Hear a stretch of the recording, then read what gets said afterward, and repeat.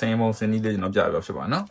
ဒီ breaker ဒီမှာဆိုရင်သူကဒီမှာမြားလေးလည်းပြထားတယ်ပေါ့ဗျာအဲ့တော့ကိုကအဲ့နေရာမှာသူတို့ထောင်ထားမယ်လို့သူကပြောချင်တာပေါ့နော်ဒီမှာမြားလေးပေါ်ပြတယ်ဘက်ကိုထောင်ထားမယ်ပြီးတော့ဒီမှာ neutral bar လေး2ပါးရှိတယ်ပေါ့ဗျာဒီ neutral bar လေး2ပါးကဘာလို့လုပ်လဲဆိုတော့ကျွန်တော်တို့ကြိုးတွေဝင်တဲ့နေရာလေးမှာသုံးတယ်ပေါ့ဗျာဒီကောင်လေးတွေမရှိရင်ကျွန်တော်တို့ဒီချိန်မှာကြိုးတွေထိုးတဲ့ခါကျအလုပ်တွေရှုပ်တယ်ပေါ့ဗျာကြိုးတွေအများကြီးဖော်စားလဲနေတတ်တယ်ပေါ့အဲ့တော့ဒီကောင်လေးတွေတကယ်လည်းအသုံးဝင်ပါတယ်နော်ပြီးရင်ဒီမှာအပေါက်ရှိတယ်ပေါ့ဗျာဒီအပေါက်တွေကကိုစင်ပြီးသလိုဖောက်ပေါ့ဒီကဖောက်ဒီမှာဒီကဖောက်လဲရတယ်ဒီကဖောက်လဲရတယ်အချင်းပြီးသလိုဖောက်ကိုကြိုက်တယ်လို့ဖောက်ကိုအိမ်မှာကိုအစင်ပြေကိုတက်တယ်လို့တက်ချင်တဲ့နေရာမှာတက်အစင်ပြေတယ်လို့တက်ပေါ့အဲ့ကတက်တဲ့နေရာနဲ့ဖောက်ပြီးတော့ဒီကနေကျိုးတွေဝင်လာမယ်ပေါ့ကျိုးတွေဝင်လာ EPC ကနေတော့ line 2ဆဝင်လာမှသိချတယ်အိမ်တွေကိုအရင်ဆုံးစဝင်မယ်ဆိုရင်တော့ကျွန်တော်နည်းနည်းစင်ပေးနေကြတော့ EPC ကနေဝင်မယ်ဆိုရင်တော့ဒီ63 breaker တွေခံနေဗျ DC 63ပေါ့နော်ဒီ63 ampere ပေါ့ဒါကတော့ဂျင်းစီတယ်ဒီဘယ်အိမ်မှာ63 ampere ထက်တော့ပုံမသုံးအဲ့တော့ဒါတော့ safe ဖြစ်အောင်ပေါ့နော်63 ampere သုံးတယ်ဒါတော့လဲပါတယ် breaker တွေဖိလိုက်အောင်လားဒီ line နဲ့ neutral နဲ့ထွက်လာတဲ့ဟာကိုဒီတဲကိုဝင်ရမယ်ပေါ့ဗျာသူကလည်းဒီမှာတေချာရေးပေးထားရင်နော်ဒီမှာသူကမြားဒီမှာ1ရယ်2ရယ်ရှိမယ်ပေါ့နော်ဒီမှာ3ရယ်4ရယ်ပေါ့ဒီမှာ3ရယ်4ရယ်ကိုသူကလှုပ်လို့သတ်မှတ်ပေးထားတယ်ဆိုလိုချင်တာကတော့ဒီ line ကနေဒီကနေဝင်ရမယ်ဒီဘက်ကတော့သုံးပါမယ်ပေါ့နော်အဲ့တော့ဒီ3 4ကနေဝင်ပြီးတော့ဒီ1 2ကနေသွားတုံရင်ဒီကောင်ကအလုံးမလုပ်ဘူးလားဆိုတော့လှုပ်တယ်ဒါပေမဲ့ကိုဖြတ်ထိုက်တဲ့နေရာတွေမှာမဖြတ်တော့ဘဲနဲ့ဒီစိတ်ကြိုက်ကြတဲ့အလုပ်ကိုတေချာမှုတော့ဖြစ်သွားတယ်သူ့အလုပ်သူမလုပ်နိုင်ဖြစ်နေမှာပေါ့နော်အဲ့တော့အဓိကတော့ဒီ1နဲ့2နဲ့မှာ1နဲ့2နဲ့ဒီအပေါ်ပေါ့နော်ဒီနေရာနေပြီးတော့သူကမီးဝင်မယ်ဒီကနေပြန်ထွက်ပြီးလှုပ်သုံးခိုင်းနေတယ်အဲ့တော့ဒီကောင်လေးကိုသူကဒီညာလေးမှာတော်လေးတက်မယ်ပေါ့နော်တက်ပြီးတော့ဒီအကျိုး2ဆထွက်လာမှာပေါ့အဲ့2ဆကိုဒါလေးယူပြီးတော့ဒီကိုပြန်ဝင်လိုက်ပေါ့ဗျာဒီမှာ line ဝင်မယ်ဒီမှာ neutral ဝင်မယ်အဲ့ဆိုဒီက neutral နဲ့ line နဲ့2ဆထွက်လာပြီပေါ့နော်ဝင်မယ်ပေါ့ဗျာ EPC ကဝင်တဲ့ဟာကသူကဒီကနေဝင်မှာပေါ့ EPC ကနေဝင်တဲ့ဟာဒီကနေဒီမှာ line ဝင်မယ်ဒီမှာ neutral ဝင်မယ်ပေါ့ neutral ဝင်ပြီးဒီကနေထွက်လာမယ်ပေါ့ကျန်2ဆထွက်လာပြီပေါ့နော်2ဆ line နဲ့ neutral နဲ့2ဆထွက်လာပြီ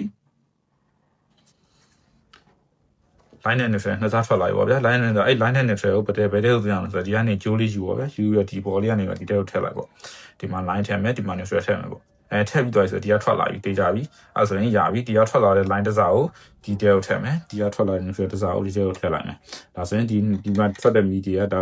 breaker ကိုဒီကောင်စိတ်ကကိုခံပြီးသွားပြီပေါ့နော်အဲ့ကထွက်တဲ့ဟာဒီမှာ safe ဖြစ်နေပြီအဲ့တော့ဒီကနေထွက်မယ်ဟာကိုကျွန်တော်တို့အိမ်ထဲကိုသုံးမယ်အိမ်ထဲကိုစာပြီးဝင်ပြီပေါ့ဗျာအဲ့တော့အိမ်ထဲကိုဝင်မယ်ဆိုရင်ကျွန်တော်တို့ဘယ်လိုနဲ့သုံးမလဲဒါဆို C32 တွေပေါ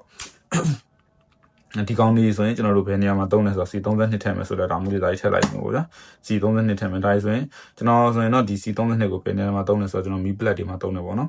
်ကိုအိမ်ကမီးပလက်ခုံတွေကိုအိမ်မှာသုံးမှမီးပလက်ခုံတွေအကုန်လုံးကိုဒီကနေဝင်ပေါ့ဗျာအဲ့တော့ဒီက line တစ်စားတီကိုဝင်ဒီက neutral တစ်စားတီကိုဝင်အဲ့ကြရင်ဒီက line နဲ့ neutral ထွက်သွားပြီပေါ့နော် line neutral ဒီအောက်ကအပေါက်တန်းထွက်ပြီးတော့ကိုအိမ်မှာရှိတဲ့မီးပလက်ခုံတွေမီးပလက်ခုံဆိုမီးခလုတ်မဟုတ်ဘူးနော်ကျွန်တော်တို့ဒီမီးပလက်ထိုးပြီးသုံးရမယ်ပလက်ခုံနေအဲ့ခုံတွေကိုဒီ break ကနေဖြတ်မယ်ပေါ့ဒီ break ကနေသွားမယ်အဲ့ကနေမှဒါဆိုရင်တော့အိမ်မှာရှိတဲ့မီးပလက်ခုံတွေဒီကောင်နဲ့အဆင်ပြေသွားပြီပေါ့နော်ဒါမှထပ်ခွဲခြင်းစီထပ်ခွဲလို့ရသေးတယ်ပေါ့အဲ့ကနေမှပြီးသွားရင်ဒါဆိုရင်မီးပလက်ခုံတွေအတွက်တစ်ခုပြီးသွားပြီပေါ့မီးပလက်ခုံတွေအတွက်တစ်ခုပြီးသွားပြီဆိုရင်ကျွန်တော်တို့မီးလုံးတွေအတွက်လာမယ်ပေါ့မီးလုံးတွေအတွက်လာမယ်ဆိုရင်ကျွန်တော်မျိုးလေးတွေပေါ့ခုနကကျွန်တော်ပြောခဲ့လို့မီးလုံးတွေအတွက်ဆိုရင်မီးလုံးတွေအတွက်ကတော့ကျွန်တော်နှစ်ဆမလို့တစ်စားလောက်ဆိုရတယ်ကောက်ထလိုက်မီလုံးတော့ဆိုဒီက line တစ်စားနဲ့ဒီကိုလှမ်းထည့်လိုက်ပြီးနေဆွဲတော့တိုက်ရိုက်သွားတော့ဗောဗျာမီလုံးတော့ကနေဆွဲတိုက်ရိုက်သွားတော့ဒီကနေထွက်လာတဲ့မီဂျိုဒီကနေထွက်ပေါ့ဒီကနေ line ဝင်လာပြီဆိုရင်ဒီကနေ line ပြန်ထွက်ပေါ့ဒီကနေထွက်ပြီးတော့အဲ့ကောင်အကုန်လုံးမီလုံးတွေအကုန်လုံးလိုက်ချိတ်လိုက်ပေါ့ဒါဆိုရင် breaker ဘာလို့ကျွန်တော်ဒီနှစ်ခုတက်ခိုင်းနေဆိုတော့ဒါမီလုံးတွေမှာ short ဖြစ်ပြီဆိုရင်ဒီကနေချမယ်ပေါ့ဒါဟိုဘာလဲမီပလက်ခုံတွေမှာ short ဖြစ်ပြီဆိုရင်ဒီကနေချမယ်ပေါ့အဲ့တော့မှကိုအိတ်ခမ်းနေပါရင်နဲ့အပေါ်ဓာတ်တွေအောက်ထပ်တွေရှိတယ်ဆိုရင်အပေါ်ဓာတ်ဆိုအပေါ်ဓာတ်တော့တစ်လုံးဝင်အောက်ထပ်ဆိုအောက်ထပ်တော့ breaker ထပ်ထည့်ပေါ့ဗျာအဲ့လိုမျိုးကိုအဆင်ပြေလို့ထပ်ထည့်ပေါ့ဒါကတော့ပုံမှန်လေးတော့ဒီလောက်ဆိုအဆင်ပြေပြီပေါ့နော်ဒါအင်းဒီမှာဒီလို1 2 3 4 4ခုလောက်တိုင်တော့တော်တော်ကြီး safe ဖြစ်သွားပြီပေါ့တကယ်ကိုအဆင်ပြေတဲ့ဟောဖြစ်သွားပြီပေါ့နော်ဒီလက်စင်နာပတ်သက်ပြီးတော့စိတ်ချသွားပြီပေါ့အခုဆိုရင်တော့ကျွန်တော်တို့ဒီ breaker ထဲမှာပေါ့နော်ဒီ TV ပေါက်ထဲမှာပေါ့ TV ပေါက်ထဲမှာလူချင်းမျိုးတွေနဲ့ဒီလို breaker တွေဆင်တက်သွားပြီပေါ့နော်ဒါလေးပြီးသွားရင်တော့ပုံလေးပြန်ဖုံးလိုက်ရသွားပြီပေါ့နော်ဒီပုံလေးတောင်းလေးပြန်ဖုံးလိုက်လို့ဒီလိုပေါ့နော်အလွယ်ကူလေးပုံလေးပုံပြီးတော့ဒီအပေါ်မှာလည်းကိုဒီ label လေးတွေရေးလို့ရပါတော့ breaker တော့ကိုအင်ရပါဆိုပြီးရှင်းပြီးသွားရင်ပြီးသွားပြီပေါ့နော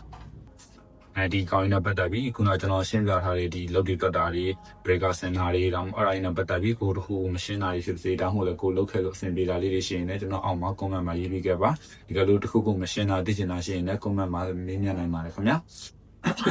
အားလုံးကျေးဇူးတင်ပါတယ်ခင်ဗျာနောက်နေ့ဗီဒီယိုတွေမှာဆက်လက်ဆောင်ပေးကြပါမယ်ခင်ဗျာ